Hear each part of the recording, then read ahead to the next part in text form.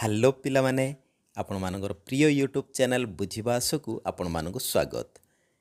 ଆଜି ଆମେ ତୁମର ଅଷ୍ଟମ ଶ୍ରେଣୀ ଗଣିତ ପ୍ରକାଶ ବହିର ପୃଷ୍ଠା ସଂଖ୍ୟା 7, 8 ଏବଂ 9 ଆଲୋଚନା କରିବା। ତେବେ ଚାଲନ୍ତୁ ଆଉ ଡେରି ନକରି ଭିଡ଼ିଓ ଷ୍ଟାର୍ଟ କରିବା। ଆଚ୍ଛା ପିଲାମାନେ, ଏଠି ଦେଖ, ଯଦି ଆମେ ଗୋଟିଏ ସଂଖ୍ୟା ନେବା, ସେଥିରୁ କ୍ରମାଗତ ଭାବେ ଆମେ ଅଯୁଗ୍ମ ସଂଖ୍ୟା ଗୁଡ଼ିକୁ ବିୟୋଗ କରିବା, ତାହେଲେ ଯଦି 0 ପାଇବା ଶେଷକୁ, ତାହେଲେ ସିଏ ଏକ ପୂର୍ଣ୍ଣବର୍ଗ ସଂଖ୍ୟା ବୋଲି ଆମେ କହିବା। ଯଦି 0 ନ ପାଇ ଅନ୍ୟ କୌଣସି ସଂଖ୍ୟା ପାଇଲେ, ତାହେଲେ ସିଏ ଏକ ପୂର୍ଣ୍ଣବର୍ଗ ସଂଖ୍ୟା ନୁହଁ। ଏଠି ଦେଖ ପିଲାମାନେ, ଏଠି ତୁମର 38 ଗୋଟିଏ ସଂଖ୍ୟା ନିଆଯାଇଛି। 38ରୁ ପ୍ରଥମରେ କ'ଣ ବିୟୋଗ କରାହେଇଛି? 1। ଅଯୁଗ୍ମ ସଂଖ୍ୟା ଗୁଡ଼ିକୁ କ୍ରମାଗତ ଭାବେ ବିୟୋଗ କରାଯାଇଛି। ଏଠି 1 ବିୟୋଗ କରାଗଲା, କେତେ ଆସିଲା? 37 ଆସିଲା। ପୁଣି 1 ପରେ କ'ଣ?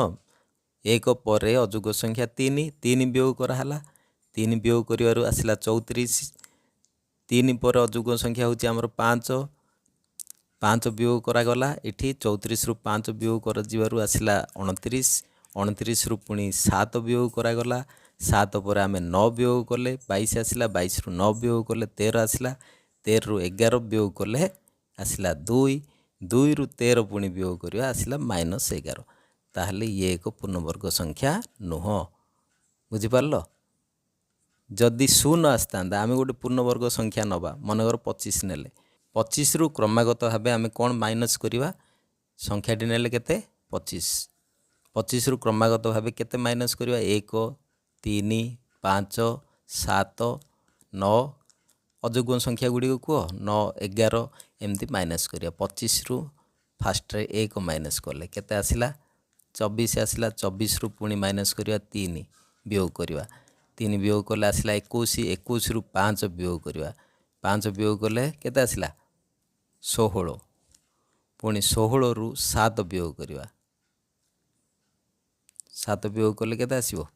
9। 9ରୁ ପୁଣି 9 ବିୟୋଗ କରିବା, କେତେ? 0 ଆସିଲା ନା? ଫାଷ୍ଟରେ 1 ବିୟୋଗ କଲେ, ତାପରେ 3, 5, ତାପରେ 7 ବିୟୋଗ କଲେ, 7 ପରେ 9 ବିୟୋଗ କଲେ, ଶେଷକୁ ଆମର ଆସିଲା 0। ତାହେଲେ 25 ଗୋଟିଏ ପୂର୍ଣ୍ଣବର୍ଗ ସଂଖ୍ୟା। ଏମିତି ଆମେ କ୍ରମାଗତ ଭାବେ ଯଦି ଅଯୁଗ୍ମ ସଂଖ୍ୟା ଗୁଡ଼ିକ, କ୍ରମିକ ଅଯୁଗ୍ମ ସଂଖ୍ୟା ଗୁଡ଼ିକ ଗୋଟିଏ ସଂଖ୍ୟାରୁ ବିୟୋଗ କରି କରି ଯିବା, ତାହେଲେ ପୂର୍ଣ୍ଣବର୍ଗ ସଂଖ୍ୟା ଯଦି ହେଇଥିବ, ତାହେଲେ ଆମେ ଶେଷରେ 0 ପାଇବା। ବୁଝିହେଲା? ଏମିତି ତୁମେ ଗୋଟିଏ ପୂର୍ଣ୍ଣବର୍ଗ ସଂଖ୍ୟା ନେଇ ନିଜେ ପରୀକ୍ଷା କରି ଦେଖିପାରିବ ଏବଂ ଜାଣିପାରିବ। ଆଚ୍ଛା ପିଲାମାନେ, ଏଠି ଆମେ ଲେଖିବା 1ରୁ 100 ମଧ୍ୟରେ କେତୋଟି ବର୍ଗ ସଂଖ୍ୟା ଅଛି? 1ରୁ 100 ମଧ୍ୟରେ କେତୋଟି ଅଛି? 101ରୁ 200 ମଧ୍ୟରେ କେତୋଟି ବର୍ଗ ସଂଖ୍ୟା ଅଛି? ଆମେ ଏଇ ସାରଣୀରୁ ଦେଖି ଆମେ ଖୋଜିକିରି ଲେଖିବା 1ରୁ 100 ମଧ୍ୟରେ କେତୋଟି ବର୍ଗ ସଂଖ୍ୟା ଅଛି। ଦେଖ, 1ରୁ 100, 1, 2, 3, 4, 5, 6, 7, 8, 9, 10ଟି ବୋଲି ଲେଖିବା। 101ରୁ 200 ମଧ୍ୟରେ କେତୋଟି ବର୍ଗ ସଂଖ୍ୟା ଅଛି? ଏଠି ଦେଖ ପିଲାମାନେ, 101ରୁ 200 ମଧ୍ୟରେ କେତେ? 121, 144, 169, 196। 1, 2, 3, 4, 4ଟି। ଏଠି ଲେଖିବା 4। 201ରୁ 300, 201ରୁ 300, 1, 2, 3, 3ଟି, କେବଳ 3ଟି ଅଛି। 3 ଲେଖିବ। ଏମିତି ତୁମେ ଗଣିକିରି ଲେଖିପାରିବ, ଏଠୁ ଖୋଜିକି ଲେଖିବ। 301ରୁ 301 ମାନେ 324ଟା ଯିବ। 1, 2, 3, 3ଟି, ଏଠି 3 ଲେଖିବା। 401ରୁ 500, 401ରୁ 500, 1, 2, 3, 1, 2, 2ଟି ହେବ। ବାସ୍ 2। ନେକ୍ସଟ 501ରୁ 600, 529 ଗୋଟେ, 576 ଗୋଟେ, 2ଟି। 601ରୁ 700 ମଧ୍ୟରେ 625, 676, 2ଟି। 701ରୁ 800, 2ଟି। 801ରୁ 900, 2ଟି। 901 ରୁ 1000 ମଧ୍ୟରେ ଅଛି କି କେତୋଟି ସଂଖ୍ୟା ଅଛି? ଶୁଣ ପିଲେ, ଏଇଟା 30ର ବର୍ଗ ପର୍ଯ୍ୟନ୍ତ ଅଛି। ଆମେ 31ର ବର୍ଗ ଆମେ ଆଣିବା। କେମିତି ଆଣିବା? ଆମେ ତ ସୂତ୍ର ଆମେ ଜାଣିଲେ 31ର ବର୍ଗ ଇଜ୍ ଇକ୍ୱାଲ୍ ଟୁ 30ର ବର୍ଗ ପ୍ଲସ୍ 30ର ବର୍ଗ ପ୍ଲସ୍ 31ତମ ଅଯୁଗ୍ମ ସଂଖ୍ୟା। 31ତମ ଅଯୁଗ୍ମ ସଂଖ୍ୟା କେମିତି ଆଣିବା? 2 ଇଣ୍ଟୁ n, n ମାନେ କେତେ? 31। 2 ଇଣ୍ଟୁ n ମାଇନସ୍ 1 କେତେ ହେଲା? 62 ମାଇନସ୍ 1 61। ବୁଝିପାରିଲ ନା ନାଇଁ? 2କୁ 31ରେ ଗୁଣନ କର। 2କୁ 31ରେ ଗୁଣନ କଲେ କେତେ ଆସିଲା? 62। 62ରୁ 1 ଫେଡ଼ିବା, କେତେ ହେଲା? 61। 61 ହେଲେ ଏଇଟା 61 ମିଶାଇଲେ କେତେ ଆସିଲା? 961। 961 ଆମର ବର୍ଗ। 31ର ବର୍ଗ 961। ଆମେ ଫଟାଫଟ 9 ଗୁଣିକିରି ମଧ୍ୟ ଏମିତି ହିସାବ କରି ଆମେ ଜାଣିଦେବା। 31ତମ ଅଯୁଗ୍ମ ସଂଖ୍ୟାଟି ବାହାର କରିବା। 31ତମ ଅଯୁଗ୍ମ ସଂଖ୍ୟା 2 ଇଣ୍ଟୁ 31, 31 ଦୁଣେ 62, 62ରୁ 1 ଗଲେ 61। 900 ଆମେ ଜାଣିଛେ କାହାର ବର୍ଗ? 30ର ବର୍ଗ 900, 900ରେ 61 ମିଶାଇଲେ 961 ହେଇଗଲା। ହେଲେ 961 ଗୋଟିଏ ସଂଖ୍ୟା ହିଁ ଆମର 901ରୁ 1000 ଭିତରେ ଅଛି। 32ର ବର୍ଗ ଆମେ ଜାଣିଛେ, 32ର ବର୍ଗ ସେମିତି ଏକା କରିପାରିବା। 32ର ବର୍ଗ ଇଜ୍ ଇକ୍ୱାଲ୍ ଟୁ କେମିତି ଆଣିବା? 961ରେ 32ତମ ଅଯୁଗ୍ମ ସଂଖ୍ୟାଟି 32 ଦୁଣେ 64, 64ରୁ 1 ଗଲେ 64, 64ରୁ 1 ଗଲା କେତେ ହେଲା? 64 ମାଇନସ୍ 1 63। ଏଠି 63 ଆମେ ଏଡ଼୍ କରିଦେବା। 63 ମିଶାଇଦେଲେ କେତେ ଆସିଲା ଆମର? 4 3 1 4 6 6 12 2 ରଖି ହେଲା ଯେ 1 0 1024। 32ର ବର୍ଗ ହେଲା 1024। ଫଟାଫଟ ଆସିଲା ନା ନାଇଁ ଆମର? 1024ରେ ପୁଣି 33ର ବର୍ଗ ଆମେ ଆଣିଦେବା। 33 ନମ୍ବର ଅଯୁଗ୍ମ ସଂଖ୍ୟାଟି ଏଡ଼୍ କରି ଏମିତି ଆମେ ସହଜରେ ବର୍ଗ ସଂଖ୍ୟା ଗୁଡ଼ିକ କ୍ରମାଗତ ଭାବେ ଆମେ ଆଣିପାରିବା। ହେଲେ ଏଠି କେତେ ଲେଖିବା? 1 ଲେଖିବା। ହେଇଗଲା ତୁମର ଟେବୁଲଟି। ପୂର୍ଣ୍ଣବର୍ଗ ଓ ତ୍ରିଭୁଜାକାର ସଂଖ୍ୟା। ପୂର୍ଣ୍ଣବର୍ଗ ଓ ତ୍ରିଭୁଜାକାର ସଂଖ୍ୟା ଭିତରେ ଆମର ସମ୍ପର୍କ କ'ଣ ଅଛି? ଦେଖ, ଇଏ ସବୁ ହେଉଛି ତ୍ରିଭୁଜାକାର ସଂଖ୍ୟା। 1 ଗୋଟେ ତ୍ରିଭୁଜାକାର ସଂଖ୍ୟା, 3 ଗୋଟେ ତ୍ରିଭୁଜାକାର ତ୍ରିଭୁଜ ଆକୃତି। ବୁଝିପାରିଲ? ଏଇଟା ବି ଗୋଟେ ତ୍ରିଭୁଜ ଆକୃତି ହେଉଛି। ତ୍ରିଭୁଜ କେତୋଟି ବିନ୍ଦୁ ଅଛି? ନା 6ଟି ବିନ୍ଦୁ ଅଛି। ହେଲେ 6 ମଧ୍ୟ ଗୋଟିଏ ତ୍ରିଭୁଜାକାର ସଂଖ୍ୟା। ସେମିତି 10ଟି ବିନ୍ଦୁକୁ ନେଇକରି ଗୋଟେ ତ୍ରିଭୁଜ ଏଇଠି ସୃଷ୍ଟି ହେଇଛି, ଦେଖୁଛ ନା ନାଇଁ? ସେମିତି 15ଟି ବିନ୍ଦୁକୁ ନେଇକରି ତ୍ରିଭୁଜ ସୃଷ୍ଟି ହେଇଛି। ଏଇ ଉପରେ ଆମେ ଯଦି ଏଠି ଆଉ କିଛି ଲେଖିଦେବା, ବିନ୍ଦୁ ଦେଇଦେବା, ତାହେଲେ କେତେ ହେବ? ଏଠି ଗୋଟେ ବିନ୍ଦୁ ଦେଲେ 1 2 3 4 5 6।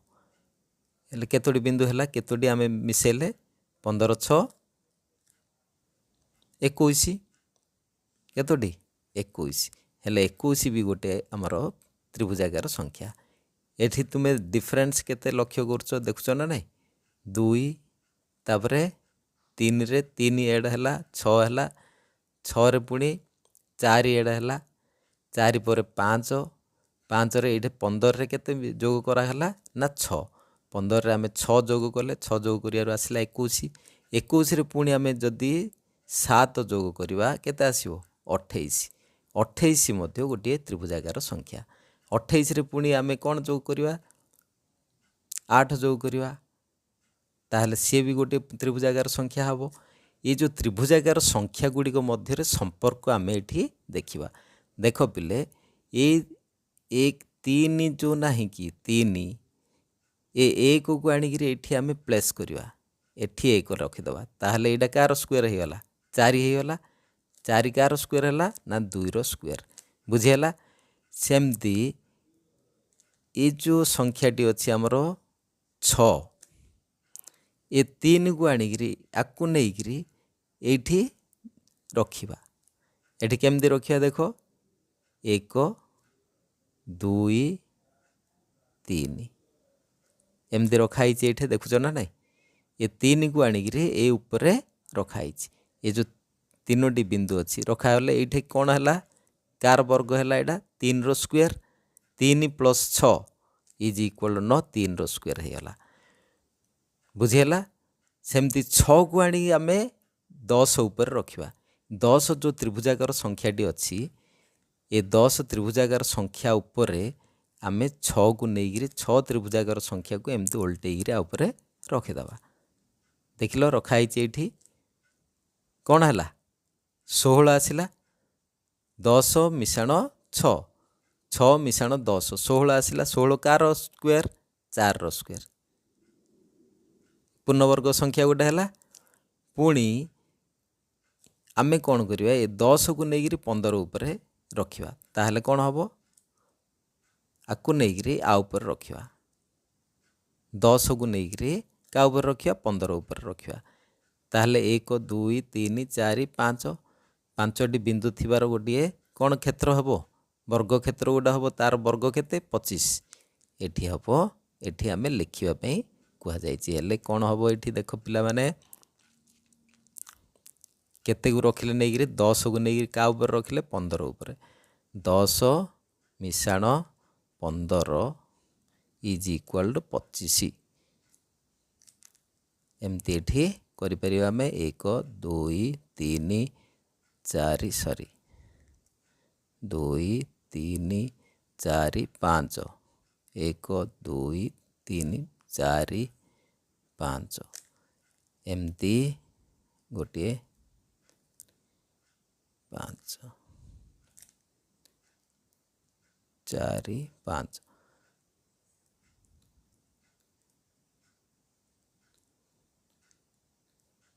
1 2 3 एमती आमर 5टी लाइन रे थिबार गोटे बिंदु थिबार गोटे वर्गचित्र हम तार वर्ग केते केते हम वर्ग 25 सेमती ये जो 15 अच्छी त्रिभुजाकार संख्याटी तापर आमे केते पाइबा 21 21टा बिंदु थिबो गोटे त्रिभुजाकार संख्या पाइबा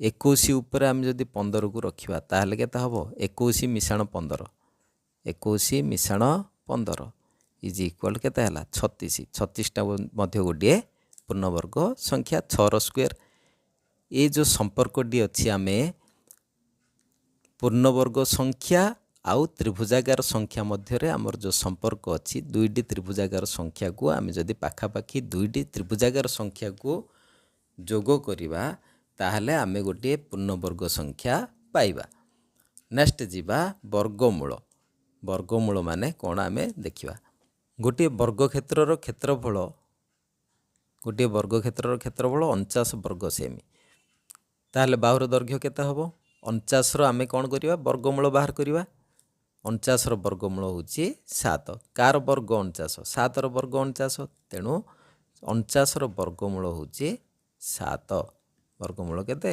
7 नेक्स्ट देखिबा आमे 64 रो वर्गमूल केते सेमती 64 रो वर्गमूल आमे केते केउ संख्या को केउ संख्या रे गुणिले 64 होची 8 रो स्क्वायर 64 ताहले तार वर्गमूल होची 8 किंतु देखिबा आमे 8 -8 को आमे गुणन करिबा गुणन करले केते पाइबा -8 को -8 रे आमे जदी गुणन करिबा ताहले आमे +64 पाइबा माइनस माइनस गुणन करले कौन हम प्लस पाइबा माइनस माइनस गुणन करले प्लस हम तेणु 64 रो वर्गमूल आमे -8 बोली मध्य कहि परिबा ना नाही आमे एमती लिखि परिबा ना नाही -8 रो वर्ग इज इक्वल टू 64 बोली लिखि परिबा ताहले 64 रो वर्गमूल केते हबो -8 हबो तेणु -8 हो पारिबो एवं +8 मध्य हो पारिबो धनात्मक संख्या हो पारिबो एवं ऋणात्मक संख्या मध्य हो पारिबो तेणु 64 रो वर्गमूल को आमे +8 और -8 बोली लिखिबा 64 रो वर्गमूल इज इक्वल प्लस और माइनस ये चिन्हटी होची कोन प्लस किंबा -8 बुझिला प्लस किंबा -8 सेमती 49 रो वर्गमूल केते 49 रो वर्गमूल प्लस और -7 अच्छा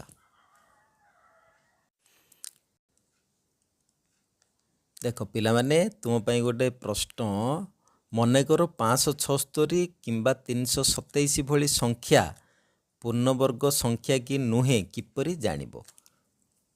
ଆମେ ଜାଣିଛେ ଯଦି ଏକକ ଘରେ 2, 3, 7 ଆଉ କ'ଣ 8 ଏହି 4ଟି ସଂଖ୍ୟା ଯଦି ଅଛି ତାହେଲେ ଆମେ ଜାଣିଦେବା ଯେ ଏଇଟା ପୂର୍ଣ୍ଣବର୍ଗ ସଂଖ୍ୟା ନୁହଁ। ହେଲେ 327ଟା ପୂର୍ଣ୍ଣବର୍ଗ ସଂଖ୍ୟା ନୁହଁ, ଜାଣିଦେଲେ 327 ପୂର୍ଣ୍ଣବର୍ଗ ସଂଖ୍ୟା ନୁହଁ, କିନ୍ତୁ 576ଟା ପୂର୍ଣ୍ଣବର୍ଗ ସଂଖ୍ୟା ହେଇପାରେ। ବୁଝିପାରୁଛ ନା ନାହିଁ? କାହିଁକି 6 ଅଛି, ଏକକ ଘରେ 6 ଅଛି। ଯଦି ଯୁଗ୍ମ ସଂଖ୍ୟକ 0 ଅଛି କିମ୍ବା 1, 4, 9, 6, 5 ଅଛି ତାହେଲେ ସେ ସଂଖ୍ୟାଟା ଗୋଟେ ପୂର୍ଣ୍ଣବର୍ଗ ସଂଖ୍ୟା ହେଇପାରେ ବୋଲି ଆମେ କହିପାରିବା।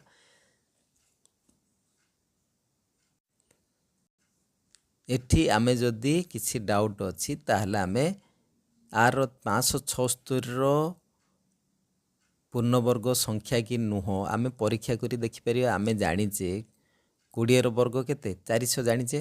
20ର ବର୍ଗ 400 ଲେଖିଦେଲେ 21ର ବର୍ଗ କ'ଣ ହେବ? 21 ଦୁଣେ କେତେ? 84 42। 21 ଦୁଣେ 42ରୁ ଆମେ 1 ଫେଡ଼ିଦେବା, କେତେ ଆସିଲା? 41। 41 ମିଶାଇ ଦେବା 400ରେ, 441 ହେଲା 21ର ବର୍ଗ। ପୁଣି 22ର ବର୍ଗ, 22 ଦୁଣେ କେତେ? 84। 84ରୁ 1 ଫେଡ଼ିଦେବା, କେତେ ଆସିଲା? 43। 1 ମାଇନସ୍ କଲେ ଆସିଲା 43। 43 ଆମେ ଏଡ଼୍ କରିଦେବା କେଉଁଠି? ଏଠି 441ରେ 43 ଏଡ଼୍ କରିବା, କେତେ ଆସିଲା? 3, 1, 4, 8, 4, 484 ଆସିଲା 22ର ବର୍ଗ।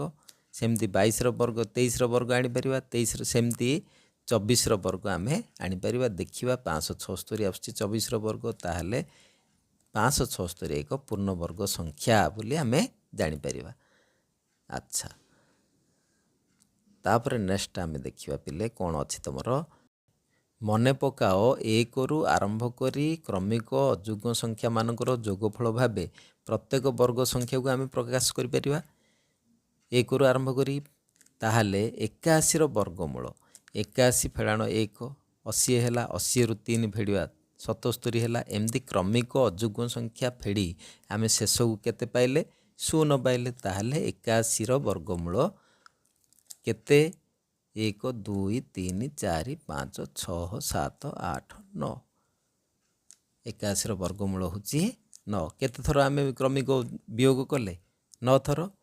ତାହେଲେ 81ରୁ ଆମେ 1ରୁ ଆରମ୍ଭ କରି କ୍ରମାଗତ ଭାବେ 9 ଥର ଅଯୁଗ୍ମ ସଂଖ୍ୟା ବିୟୋଗ କରିବା ପରେ ଆମେ 0 ପାଇଲୁ। ତେଣୁ 81ର ବର୍ଗମୂଳ 9 ଅଟେ। ଆମେ ଏହି ପ୍ରଣାଳୀରେ 729ର ବର୍ଗମୂଳ ନିର୍ଣ୍ଣୟ କରିପାରିବା କି? ଯଦି ହଁ, କିନ୍ତୁ ଏହା ସମୟ ସାପେକ୍ଷ ହେବ, ଅଧିକ ସମୟ ଲାଗିପାରିବ, କିନ୍ତୁ ଅସମ୍ଭବ ବୋଲି ନୁହଁ। ଏମିତି ଆମେ 729ର ମଧ୍ୟ ବର୍ଗମୂଳ ବାହାର କରିପାରିବା। ଆଚ୍ଛା, ବର୍ତ୍ତମାନ ପିଲାମାନେ ଆମେ ଗୋଟେ ମଜାଦାର ଜିନିଷ ଶିଖିବା। କ'ଣ ନା ବର୍ଗମୂଳ ନିର୍ଣ୍ଣୟ କରିବା ପାଇଁ ଆମେ କ'ଣ କରିବା? ମୌଳିକ ଗୁଣନୀୟକମାନଙ୍କର ଗୁଣଫଳ ରୂପେ ପ୍ରକାଶ କରିବା। 324ର ବର୍ଗମୂଳ ଆମେ ନିର୍ଣ୍ଣୟ କରିବା। 324କୁ ମୌଳିକ ଗୁଣନୀୟକର ଗୁଣଫଳ ରୂପେ ଆମେ ପ୍ରକାଶ କରିବା। 324 ତାକୁ କ'ଣ କରିବା? 2ରେ ଭାଗ କରିବା। 2, 1, 2, 2 ଶୌକ 12, 2 ଦୁଣେ 4, 2 ଅଷ୍ଟନା 16, 2, 1, 2, 3, 3 ଦୁଣେ 6, 3 ସତା 21। ପୁଣି 3ରେ ଆମେ ଯଦି ଡିଭାଇଡ଼ କରିବା 9 ଆସିବ। 9କୁ 3ରେ ଡିଭାଇଡ଼ କଲେ 3 ଆସିବ। 2ଟି ଲେଖାଏଁ 3 ନେବା, 2ଟା 3ରୁ ଗୋଟେ 3 ଆସିବ। ଏ 2ଟା 3ରୁ ଗୋଟେ, ଏ 2ଟା 3ରୁ ଗୋଟେ। ଦେଖ 2, 2, 2 ଗୁଣନ 2, 3 ଗୁଣନ 3 ଗୁଣନ 3 ଗୁଣନ 3। ଏହାକୁ ଆମେ ନିମ୍ନ ମତେ ଭାଗ କରି ଲେଖିପାରିବା, ଭାଗ କରିପାରିବା। ଦେଖ 2 × 3 × 3 ଗୋଟେ ଭାଗ କଲେ, ପୁଣି ଏଠି 2 × 3 × 3 ଆଉ ଗୋଟିଏ ଭାଗ କଲେ। ହେଲେ ଏଇ ଯେଉଁ ଗୋଟିଏ ଭାଗର ବର୍ଗ ଇଜ୍ ଇକ୍ୱାଲ୍ ଟୁ କାହାର ବର୍ଗ ହେଲା? 2 3 6 3 18। 18 ବର୍ଗ ହେଲା। 2 ତିରିକି 6 ତିରିକି 18। ଏଥିରୁ ଆମେ ଜାଣିଲେ 324ଟା ଗୋଟିଏ ପୂର୍ଣ୍ଣବର୍ଗ ସଂଖ୍ୟା। 156 ଗୋଟିଏ ପୂର୍ଣ୍ଣବର୍ଗ କି? ସେମିତି 156କୁ ଆମେ ଦେଖିବା। 156 ପୂର୍ଣ୍ଣବର୍ଗ କି?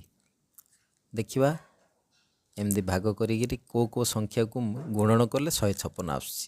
ମୌଳିକ ଗୁଣ ନିୟୋଗର ଗୁଣଫଳ ରୂପେ ଆମେ ପ୍ରକାଶ କଲେ 2 ଗୁଣନ 2 ଗୁଣନ 3 ଗୁଣନ 13। ହେଲେ ଇଏ ଗୋଟେ ପୂର୍ଣ୍ଣବର୍ଗ ସଂଖ୍ୟା ନୁହଁ। ଆଚ୍ଛା ପିଲାମାନେ, ବର୍ତ୍ତମାନ ଆମେ ମୌଳିକ ଗୁଣ ନିୟୋଗ ନିର୍ଣ୍ଣୟ କରି 1156 ଏବଂ 2800 ପୂର୍ଣ୍ଣବର୍ଗ କି ନୁହେଁ ପରୀକ୍ଷା କର। ଏ ପରୀକ୍ଷା କରିବା ବର୍ତ୍ତମାନ 1156 ଏବଂ 2800 ପୂର୍ଣ୍ଣବର୍ଗ କି ନୁହେଁ। ବର୍ତ୍ତମାନ ଦେଖ ପିଲେ, 1156 ପ୍ରଥମରେ ଆମେ ଦେଖିବା 1156 ପୂର୍ଣ୍ଣବର୍ଗ କି ନୁହେଁ। ପିଲାମାନେ 1156 ଆଉ 2800। ବର୍ତ୍ତମାନ ଦେଖ 1156 ଦେଖିବା। 1156 ପୂର୍ଣ୍ଣବର୍ଗ କି ନୁହଁ। ପ୍ରଥମରେ ମୌଳିକ ଗୁଣ ନିୟୋଗ ଗୁଡ଼ିକର ଗୁଣଫଳ ରୂପେ ଆମେ ପ୍ରକାଶ କରିବା। 2ରେ ଭାଗ କରିବା। 2 2 ପଞ୍ଚା 10, 2 ସତା 14, 1 ଓହ୍ଲିଲା 16 ହେଲା। 2 ଅଷ୍ଟା 16। ବୁଝିପାରୁଛ ନା ନାଇଁ? ତୁମେ ଭାଗ କରିବ। ଭାଗ କରି କେବଳ ଭାଗଫଳଟି ହିଁ ଏଠି ପକାଇବ। ସେମିତି ଆଉ ଥରେ 2ରେ ଭାଗ କରିବା। 2 ଦୁଣେ 4, 4 ହେଲେ 5, 5ରେ 4 ଗଲେ ଆଉ କେତେ ରହିଲା? 1 17 ହେଲା। 2 ଅଷ୍ଟା 16। ପୁଣି 1 ଓହ୍ଲିଲା 18 ହେଲା। 2 ନୂଆ 18 ହେଲେ 289। କାହାର ବର୍ଗ ଜାଣିଛ ପିଲାମାନେ? 289। 1156 ଇଜ୍ ଇକ୍ୱାଲ୍ ଟୁ 2 ଗୁଣନ 2 ଗୁଣନ 289 ବଦଳରେ ଆମେ କେତେ ଲେଖିବା? 17 ଗୁଣନ 17। 17ର ବର୍ଗ 289 ଜାଣିଛ ନା ନାଇଁ? ତାହେଲେ ଇଏ ଗୋଟେ ପୂର୍ଣ୍ଣବର୍ଗ ସଂଖ୍ୟା ହେଲା ନା ନାଇଁ? ଇଜ୍ ଇକ୍ୱାଲ୍ ଟୁ 2 ଗୁଣନ 17ର ବର୍ଗ। 2 ଗୁଣନ 17 2 ଗୁଣନ 17 ଲେଖିପାରିବା।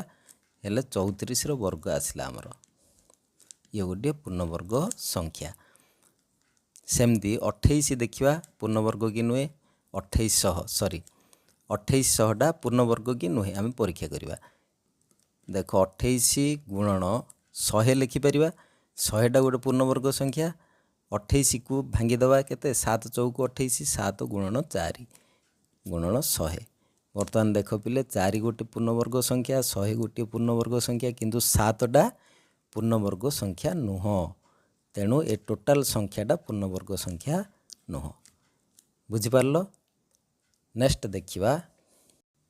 ଦେଖ ପିଲାମାନେ, ବଡ଼ ବଡ଼ ସଂଖ୍ୟାଗୁଡ଼ିକୁ ବଡ଼ ବଡ଼ ପୂର୍ଣ୍ଣବର୍ଗ ସଂଖ୍ୟାଗୁଡ଼ିକର ବର୍ଗମୂଳ ପାଇବା ପାଇଁ ଜାଣିଥିବା ନିକଟତମ ପୂର୍ଣ୍ଣବର୍ଗରୁ ଆରମ୍ଭ କରି ଉତ୍ତର ପାଇପାରିବା। ଉଦାହରଣ ସ୍ୱରୂପ √1936ର ମାନ ନିର୍ଣ୍ଣୟ ପାଇଁ ଆମେ ନିମ୍ନୋକ୍ତ ଯୁକ୍ତି ଉପସ୍ଥାପନ କରିପାରିବା। 1936ଟା ଗୋଟେ ପୂର୍ଣ୍ଣବର୍ଗ ସଂଖ୍ୟା କି ନୁହେଁ ଆମେ ପରୀକ୍ଷା କରିକି ଦେଖିବା। ବୁଝିପାରୁଛ? ବର୍ତ୍ତମାନ ମୁଁ ଏଇ ପେଜରେ ବୁଝେଇ ଦେଉଛି, ତୁମେ ଦେଖିନିଅ। ପିଲାମାନେ ଆମର ପ୍ରଶ୍ନ କ'ଣ ଦେଖ? √1936। 1936ର ଆମେ ବର୍ଗମୂଳ ବାହାର କରିବା। କେମିତି ସହଜ ଉପାୟରେ ବର୍ଗମୂଳ ବାହାର କରିବା 1936ର, ସେ ଉପରେ ଏଠି ଆଲୋଚନା କରାଯାଇଛି। ମୁଁ ତୁମମାନଙ୍କୁ ମାନେ ଭଲ ଭାବେ ପ୍ରାଞ୍ଜଳ ଭାବେ ବୁଝେଇ ଦେଉଛି, ତୁମେ ଦେଖିନିଅ। 1936ର ବର୍ଗମୂଳ ଫଟାଫଟ ତୁମେ ନିଜେ ନିଜେ ବାହାର କରିପାରିବ ଅତି ସହଜରେ। ଦେଖିନିଅ, ଟିକେ ଟ୍ରିକ୍ଟା ଦେଖିନିଅ, ତୁମକୁ ବହୁତ ସହଜ ଲାଗିବ। ଆଚ୍ଛା ପିଲାମାନେ, ଆମର ପ୍ରଶ୍ନ କ'ଣ? √1936। 1936ର ବର୍ଗମୂଳ ଆମେ ନିର୍ଣ୍ଣୟ କରିବା। ଅତି ସହଜରେ କେମିତି ନିର୍ଣ୍ଣୟ କରିବା ଦେଖିନିଅ। ତୁମେ ଜାଣିଛ ପିଲାମାନେ 40ର ବର୍ଗ କେତେ ଜାଣିଛ? 40ର ବର୍ଗ 4 ଚଉକୁ 16, 2ଟା ଶୂନ 1600। 50ର ବର୍ଗ ଜାଣିଛ? 50ର ବର୍ଗ କେତେ? 25, 5 ପଞ୍ଚା 25, ତାପରେ 2ଟା ଶୂନ ଦେବା 2500।